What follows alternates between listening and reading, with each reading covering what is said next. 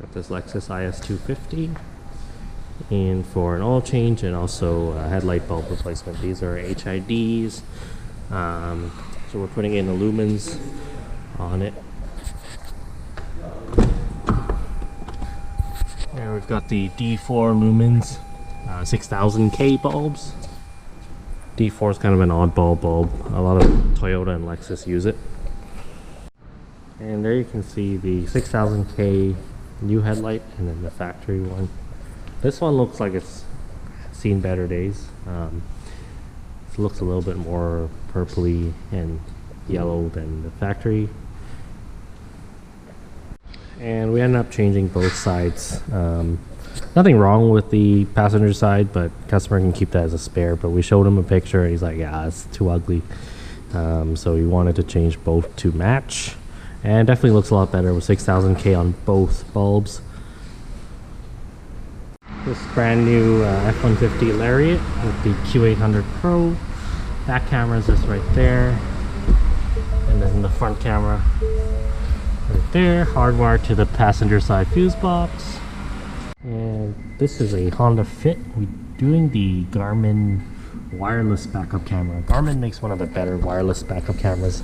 They're not really pushing it anymore, but it's actually a pretty solid product. So we tap power for the rear transmitter off of that tail light. It's still quite a involving install job because we got to run the wire through here, and as you can see, there's no trim to hide the wire here, so it's actually pretty tricky to get the wire kind of properly hidden and threaded through there. And this is a first generation Fit.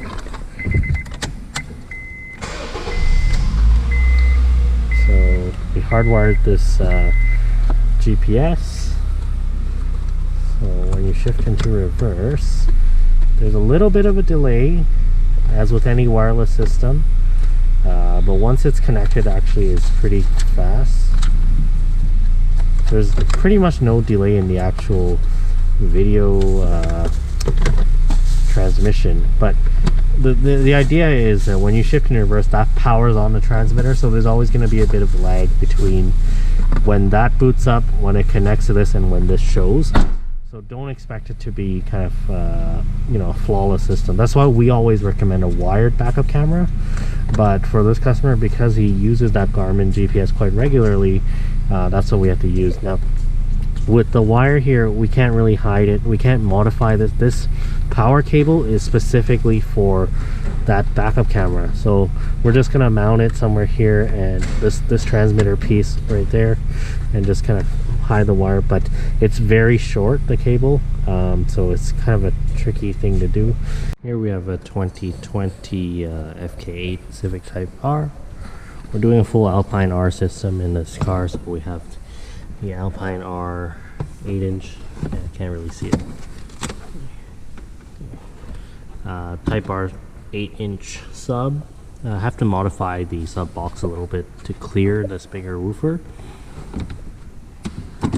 For this car, we also have the HKS Spec L exhaust, and up front we have the Eventuri intake, full carbon, running some 4-gauge battery wire. Now for this car, we're doing an amp and sub, and customer wants to kind of seamlessly mount the bass knob. So we have the Alpine Rux knob there that goes with the Alpine R series amp that we're installing, and I've just disassembled it so that it's down to this little guy. And this is the factory little plug that goes next to the Honda sensing. So the factory plug right there. This is the wank for it. So he wants the bass knob coming out of there. So there's the Alpine bass knob.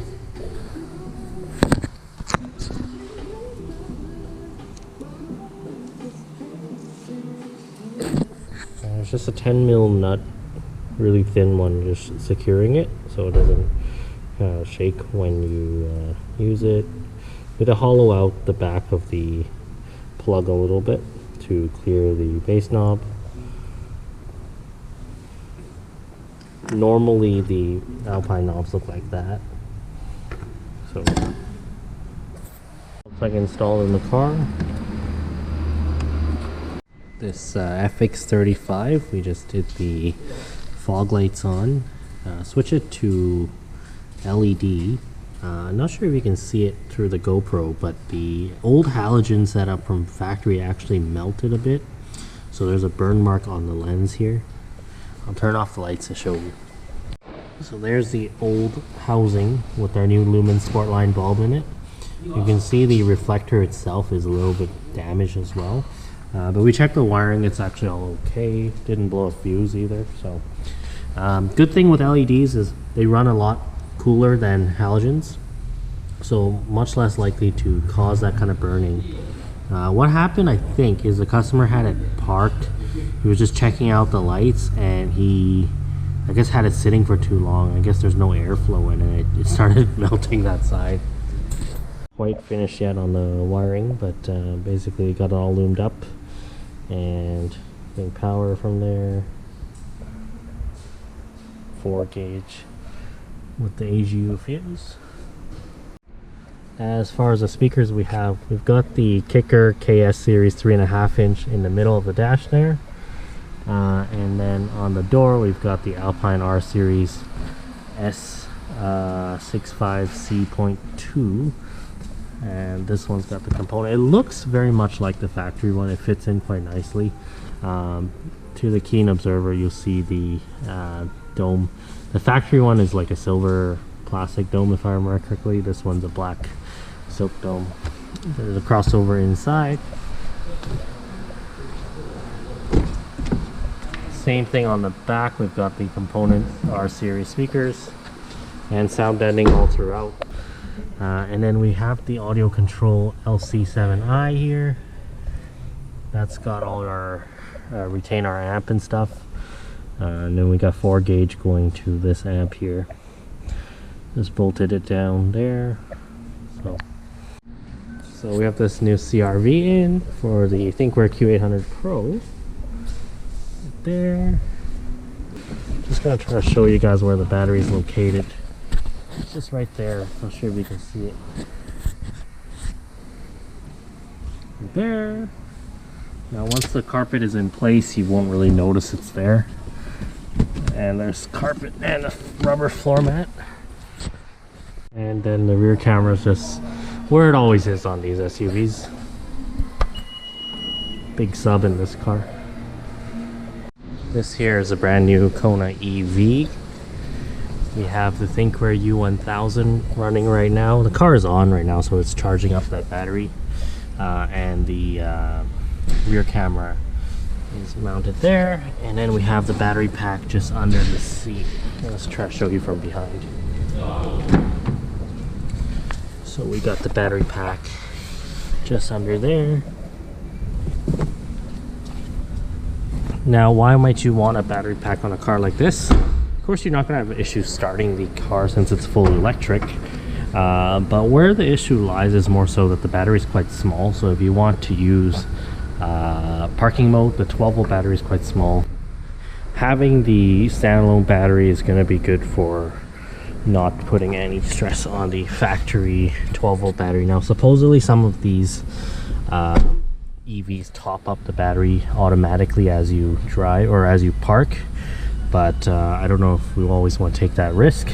And here we're doing a backup sensor install on this Hyundai Santa Fe Sport. It's a 4 sensor kit, black sensors, and it's quite an involving job. Have to take the bumper off, which is quite tricky on these cars. Yeah, I'll show you the results once it's done. And we have the sensor display right there. And you can see the 4 black sensors. And we have a little screen up here. So when you shift into reverse, this car already has a backup camera. It's a small one, but it actually is pretty good. And then the display's there. So it only activates in reverse. Right now there's nothing behind the car, so it's not going off. And once you go into park, it turns off, just like the backup camera. But it just gives you that extra alert, you know, aside from the camera, because sometimes you're not looking directly at the screen, either checking your mirrors or whatever, and then you kind of lose track of where you are. So having the sensors is good. I just finished the front pads on this IS300. Those are the original ones. About 2 millimeters left, I would say. And then we got our new ones in there.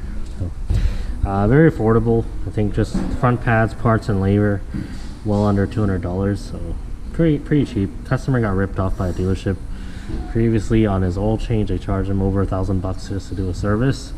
So they told him he needed the brake pads done, which is true, but definitely saved him a lot of money just going with us instead. And we also did the red Alloygators for this customer. Pretty sharp on the white car with the red interior. But yeah, new brake pads, new Alloygators. Got rid of this Camry SE. Customer uses this car for Uber, and so we have the front camera FA200 facing the front, and the rear camera is right there. That's the FA200IR or F100 IFR, something like that, and that's to record the interior occupants. It's a really popular option for Uber drivers because you don't want to, you know, you want to protect yourself in case the passenger attacks you or anything like that. It's good to have that video evidence. So with the infrared camera, I'll just show you right here, which you can see. So you can see the driver, you can see the back seat pretty clearly. And this is a 2019 Corolla SE, I believe, Nightshade Edition. We previously did an RSR lowering spring on it. Looks really slick. Not too ridiculous as far as ride height. It just cleans it up a bit. And then we hardwired the unit end radar detector and the Thinkware F800 Pro in there. And we've done a lot actually to this car. We also have the Alpine S subwoofer. And there is an amp just under the driver, no, under the passenger seat for this car. I don't think we can see it, but it's underneath there for the mono amp. Today we'll be doing some speakers on this car. Stock head unit. And we're just opening up the Alpine speakers there. This is the factory tweeter. That's the new one. As you can see, the new one's a little bit bigger. We got a few different ways of mounting it. Alpine comes with these little brackets we can use. There's also surface mount. That's the factory tweeter grill. Unlike most Toyotas, it's only a little 1-inch piece there. Compared to most Toyota, we have like a 3-inch kind of mid-range tweeter. So we gotta figure out how to mount this on there. And actually, that's the Alpine tweeter. Clicks right into the Corolla little tweeter pod. If you have some of the higher end Corollas, I think they have the JBL system or the premium system, and that will fit a little bit differently. But for this one, because it's just an SE model, it just has a normal little 1-inch tweeter, I guess. I don't really see these too often on Toyotas, but looks like a little paper tweeter. The Alpines are a silk dome unit. You can see there, fits just like factory. It clicks in and everything. So we put a bit of buzz mat on this passenger side door already. This factory piece actually is a piece of sound deadening, so you can see this little foam gasket that goes around it. It's a lot more serviceable than that old kind of shower curtain that they used to use on all these cars with the butyl kind of seal. This is a lot more substantial and it's super serviceable, so it's definitely a step in the right direction, I would say. And there's a speaker with the baffle. We use the Best Kits TSB 920 bracket. And we've got sound deadening on this door. You can compare it to the past one. A lot more hollow sounding. Not sure if you can tell from the GoPro. I know the mic's not the greatest.